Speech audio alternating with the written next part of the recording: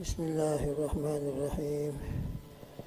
أشهد أن لا إله إلا الله وحده لا شريك له إلها واحدا أحدا صمدا لم يتخذ صاحبة ولا ولدا ولم يكن له كفوا أحد. لا إله إلا الله وحده لا شريك له له الملك وله الحمد يحيي ويميت وهو على كل شيء قدير. سبحان الله والحمد لله ولا إله إلا الله والله أكبر ولا حول ولا قوة إلا بالله العلي العظيم.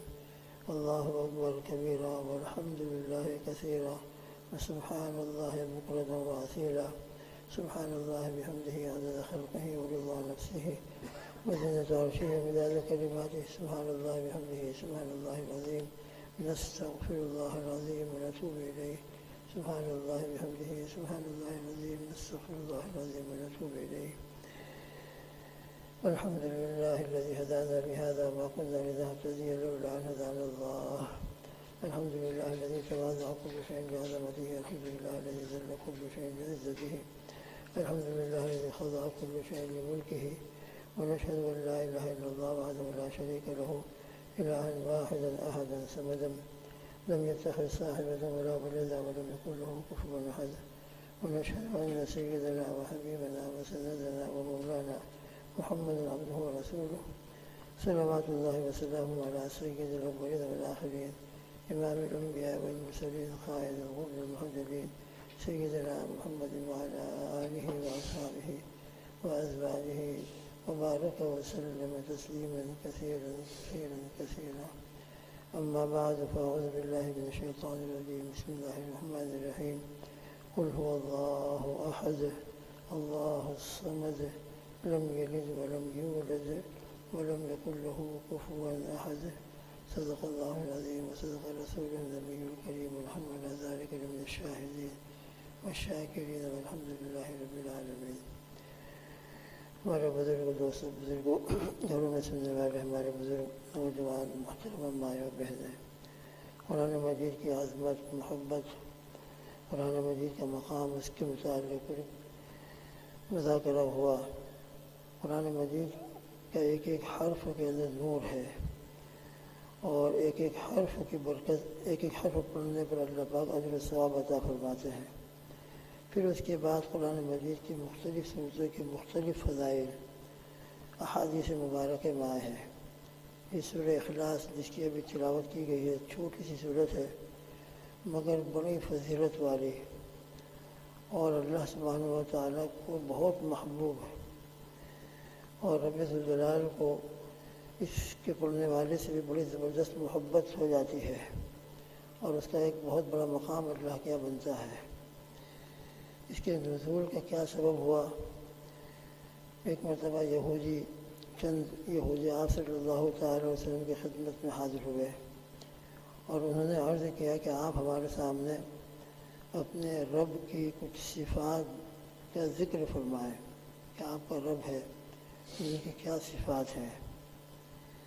کیونکہ تورات کے اندر بھی اللہ جل جلالہ و عمل والوں کی صفات کا تذکرہ ہے، تو آپ کی شریعت میں، اور آپ نبی و رسول ہیں، فرماتے ہیں کہ میں اللہ کا رسول ہوں، تو آپ بھی کچھ بیان کیجیے. تو ان کے اس مطالبے کے اوپر ایک روایت کے مطابق یہ صورت نازل ہوئی.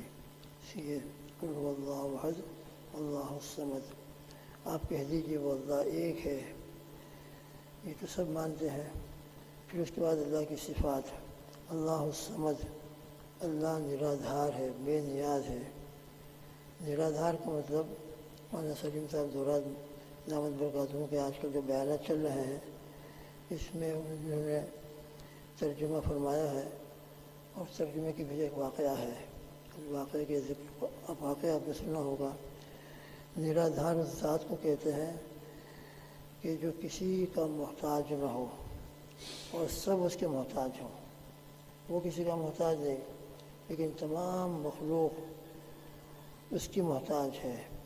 تو یقیناً اللہ کی صفت ہے، وہ کسی کا محتاج نہیں، بالکل بے نیاز ذات ہے.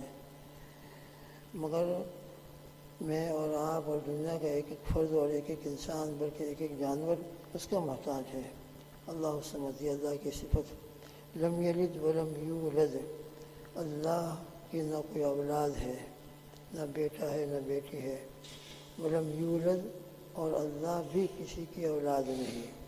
اللہ کا کوئی والد نہیں کہ آپ کسی کے بیٹے ہوں. تو آپ کی نہ کوئی اولاد ہے نہ آپ خود کسی کے اولاد ہیں.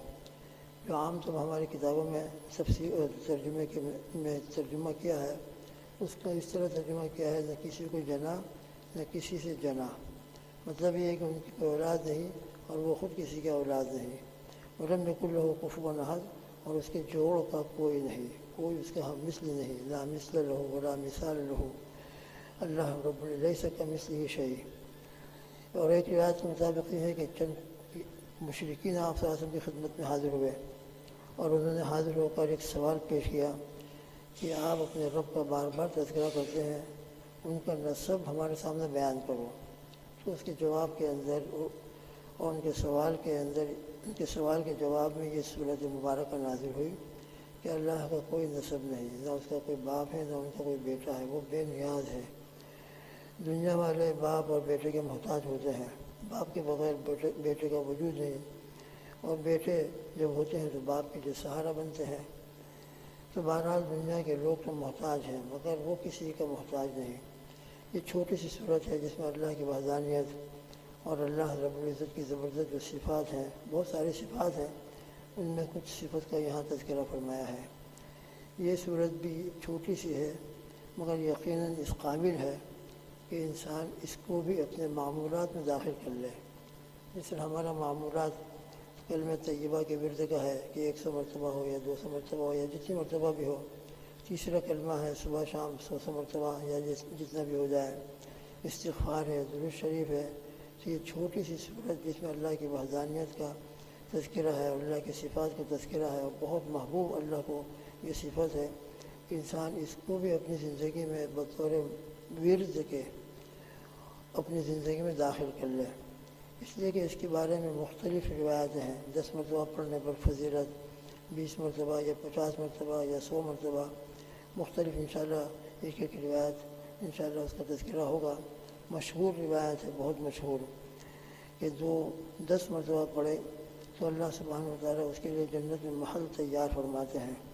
سیدنا عمر بن خطاب رضی اللہ تعالیٰ عنہ ایسی روایت میں تذکرہ آتا ہے. روایت یہ ہے عن معاذ بن انس رضی اللہ تعالیٰ عنہ قال قال رسول اللہ صلی اللہ علیہ وسلم من قرأ قل هو اللہ احد 10 مرات بنى اللہ له بیتا فی الجنہ.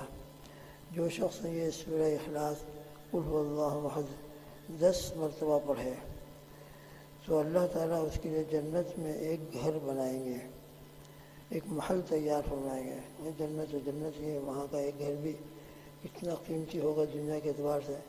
دنیا کے اعتبار سے جنت کتنی قیمتی ہے. بعض روایتوں میں آتا ہے کہ ایک کوڑے رکھنے کی جگہ جو جنت میں ہے پوری دنیا بھی اس کی قیمت نہیں بن سکتی.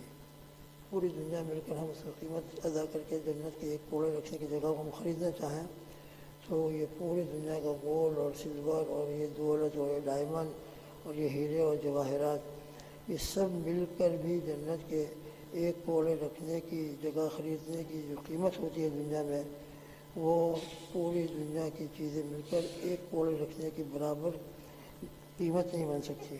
تو جب ایک کوڑے رکھنے کے برابر یہ حال ہے تو پورا محل تیار ہو جائے، پورا پیلس تیار کر دیا جائے تو کتنا بڑا ہوگا، کتنا قیمتی ہوگا. اللہ ہمیں اس کی قدر عطا فرمائے. مختصر وقت کے اندر 10 مرتبہ انسان بہت آسانی سے پڑھ سکتا ہے، چلتے چلتے پڑھ سکتا ہے. اپنے مرحومین کو اس کے اثار ثواب کر دے اور اس کو اللہ پاک اجر و ثواب عطا فرمائیں گے. اور 10 مرتبہ پڑھنے کے بعد جنت میں ایک گھر اور ایک محل تیار.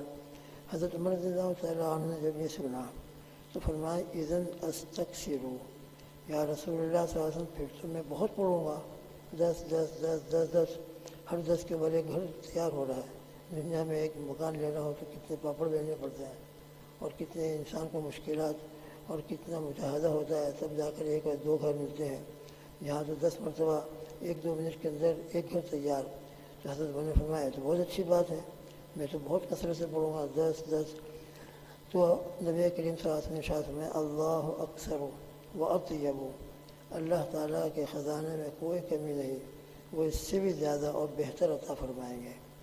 لہذا کم سے کم ہم جن میں 10 مرتبہ اس صورت مبارکہ کو پڑھ لیں، اللہ سے محبت بھی بڑھے گی، اللہ کو یہ صورت بہت محبوب ہے، اللہ کا قرب بھی نصیب ہوگا، اپنے مرحومین کو بھی اصال ثواب کر دیں، اور الحمدللہ بہت شارٹ ٹائم کے اندر بہت مختصر اور آسان عمل کی برکت سے ہمارے لیے انشاءاللہ جنت میں ایک گھر تیار ہو جائے گا۔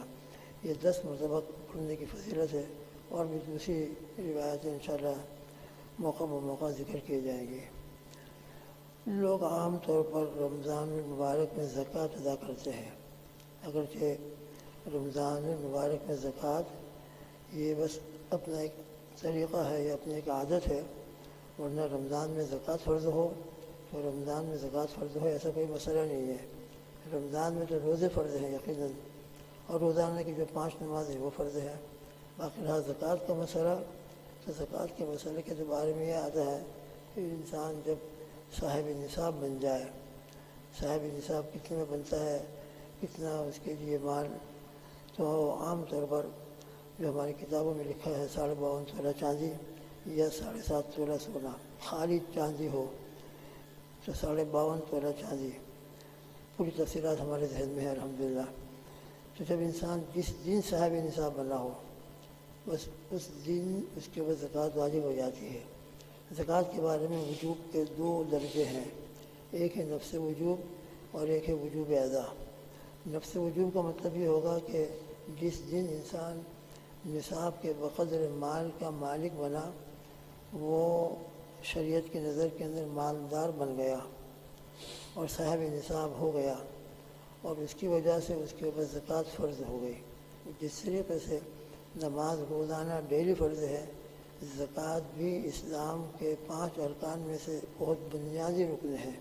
بنی الاسلام علی 5 شہادت لا الہ الا اللہ و اقام الصلاۃ و ایتاء الزکوٰۃ، اور قرآن میں جگہ جگہ نماز اور زکوٰۃ ایک ساتھ تقریباً بیان کیا گیا۔ جہاں بھی واقع الصلاۃ آیا ہے اس کے بعد فوراً وآتوا الزکوٰۃ، تو جو صاحب نصاب بن جاتا ہے اس کے اوپر زکوٰۃ کا نفس وجوب آ جاتا ہے، جس دن بنا ہو، اب چاہے وہ رمضان میں بنا ہو، شوال کے اندر صاحب نصاب بنا، ذوالقعدہ کے اندر بنا، شوال اپنے شعبان میں بنا، جس دن وہ صاحب نصاب بنا ہے بس اس دن سے لے کر 1 سال تک وہ مال اس کے پاس موجود رہے۔ سال کے ابتدا اور انتہا میں درمیان میں اتفاق سے مال کم ہو گیا، لیکن سال کے آخر کے اندر پھر وہ صاحب نصاب بن گیا تو اس کے بعد زکوٰۃ واجب ہو جائے گی۔ اب 1 سال گزرنے کے بعد پھر اس کے اوپر وجوب ادا، یعنی زکوٰۃ ادا کرنا واجب اور زکوٰۃ ادا کرنے کا ٹائم آ گیا۔ تو نفس وجوب تو 1 سال پہلے آیا ہے، مگر ادا کرنا فوراً واجب نہیں۔ آج کسی کے پاس نصاب کے بقدر مال آیا تو آج کے آج ادا کرنا ضروری نہیں۔ آج جو تاریخ ہے مثال کے طور پر، تو آج سے لے کر 1 سال تک وہ مال اس کے پاس اپنی ضرورت اصلیہ سے زائد رہے، تو 1 سال گزرنے کے بعد پھر اس کے بعد زکوٰۃ کی ادائیگی واجب ہوگی۔ اب 1 سال کب پورا ہو رہا ہے؟ اتفاق سے رمضان میں پورا ہو تو رمضان میں ادا کرے گا، شعبان میں پورا ہو رہا ہے تو شعبان میں ادا کرنا واجب ہوگا، شوال میں پورا ہو رہا ہے تو شوال میں ادا کرنا واجب ہوگی۔ تو اصل تو یہی ہے کہ جس دن انسان صاحب نصاب بنا ہو اس دن سے لے کر 1 سال گزرنے کے بعد اس پر زکوٰۃ کی ادائیگی واجب ہوتی ہے، چاہے وہ جس تاریخ میں جس مہینے کے اندر ہو رہا ہو۔ عام طور پر لوگ اپنے طور پر زکوٰۃ ادا کرنے کے لیے رمضان کا مہینہ اختیار کرتے ہیں، اور اس وجہ سے کہ اس میں ہر نیکی کا ثواب بہت ڈبل بلکہ 70 گنا ہو جاتا ہے، فرض 70 گنا کے برابر، اور نفلی صدقہ و خیرات فرض کے برابر، جس طرح نفلی نماز فرض نماز کے برابر اور ایک فرض نماز اور ایک فرض روزہ 70 گنا بڑھ جاتا ہے، تو اسی طرح یقیناً انشاءاللہ زکوٰۃ ہے، نفلی صدقات ہے، تو ایک زکوٰۃ زکوٰۃ جو ادا کی جائے گی تو انشاءاللہ 70 فرضوں کے برابر ثواب ملے گا، اور نفلی صدقات ہے تو انشاءاللہ وہ فرض کے برابر۔ تو یہ زکوٰۃ بہت اہم فریضہ ہے، اس کے اوپر ایمان لانا، دل سے اس کا عقیدہ اختیار کرنا یہ فرض ہے، ضروری ہے، اور جس کو اللہ صاحب نصاب بنا دے اس کے اوپر باقاعدہ جس طرح نماز ادا کرنا فرض ہوتی ہے، اس طرح حولان حول کے بعد اس کے اوپر زکوٰۃ ادا کرنا بھی فرض ہوگی۔ اور جس طرح الحمدللہ شریعت کے ہر عمل کے اندر کرنے کے اوپر بڑے بڑے واضح ہیں، بشارتیں ہیں، کہ اسی طرح زکوٰۃ کی ادائیگی کے اوپر بھی قرآن اور حدیث میں بڑی بشارتیں ہیں اور بہت زیادہ اس کی ترغیب آئی ہے صدقے کی خیرات کرنے کی، زکوٰۃ ادا کرنے کی۔ اور اسی طرح جو اس عمل کو ادا نہ کرے، فرض نماز ہے مگر نمازوں سے غفلت ہے، ادا نہیں کر رہا ہے، تو اس کے اوپر بڑا سخت عذاب ہے اور بڑی سخت پکڑ ہے، قبر کے اندر بھی، میدان محشر کے اندر بھی، فضائل نماز کے اندر تفصیل کے ساتھ ہے۔ اسی طریقے سے زکوٰۃ، تو زکوٰۃ کے وجوب کا اعتقاد کرنا اور عقیدہ بنانا کہ زکوٰۃ اللہ کا ایک فریضہ ہے جو صاحب نصاب کے اوپر لازم ہوتا ہے، میرا پر ایمان ہے، اور ایمان کے ساتھ پھر خود اگر صاحب نصاب ہے تو پھر خود صاحب نصاب ہونے کی برکت سے اللہ نے جو اس کو مال دیا ہے اس مال کی زکوٰۃ ادا کرنا عملاً یہ بھی انتہائی درجہ ضروری ہے۔ تو عقیدے کے اعتبار سے اس کے اوپر ایمان لانا بھی ضروری ہے، اور عمل کے اعتبار سے اس کی فرضیت کے اعتبار سے ادا کرنا بھی فرض ہے۔ فرض زکوٰۃ تو فرض ہوگا اور نفلی صدقہ خیرات ہیں تو نفلی ہوگا۔ تو خیر بہرحال زکوٰۃ بھی اسلام کے بہت اہم بنیادی فرائض میں سے ہے۔ الحمدللہ ہمارے ذہن میں موجود ہے، مذاکرہ ہوا ہے۔ اللہ تعالی ہمارے دلوں میں نمازوں کی اہمیت بھی پیدا فرمائے اور زکوٰۃ کی اہمیت بھی پیدا فرمائے، اور جن پر نماز فرض ہے، نماز تو سب پر فرض ہے، مالدار ہو، غریب ہو، مسافر ہو، مقیم ہو، بیمار ہو، تندرست ہو، ہر ایک کے کچھ مسائل الگ ہیں، لیکن نماز سب پر فرض ہے جو بالغ ہو۔ اسی طریقے سے زکوٰۃ بھی جو صاحب مال ہو، بالغ ہو، تو اس کے بعد زکوٰۃ فرض ہو جاتی ہے۔ انشاءاللہ کچھ مسائل جو ضروری ہیں ان کا مذاکرہ ہوگا۔ اللہ تعالی ہماری نمازیں بھی صحیح ادا کروا دیں، زکوٰۃ بھی پوری ادا کروا دیں، توفیق ادا فرمائیں، اور پھر اس کے اوپر جو وعدے ہیں، بشارتیں ہیں، اللہ ہم سب کو وہ بشارت ہیں اور وعدے دنیا کے اعتبار سے بھی اور آخرت کے اعتبار سے بھی اللہ اپنے فضل سے عطا فرمائے، ہر ایک کی زکوٰۃ کو قبول فرمائے۔ اللہم آمین۔ سبحان اللہ بحمدہ، سبحانک اللہم وبحمدک، ونشہد ان لا الہ الا انت، نستغفرک ونتوب الیک، وصلی اللہ تعالی علی خیر خلقہ محمد وآلہ وأصحابہ وأزواجہ اجمعین، وبارک وسلم تسلیما کثیرا کثیرا کثیرا۔ اللہم آمین۔ سبحان ربک رب العزۃ عما یصفون، وسلام علی المرسلین، والحمد للہ رب العالمین، برحمتک یا ارحم الراحمین۔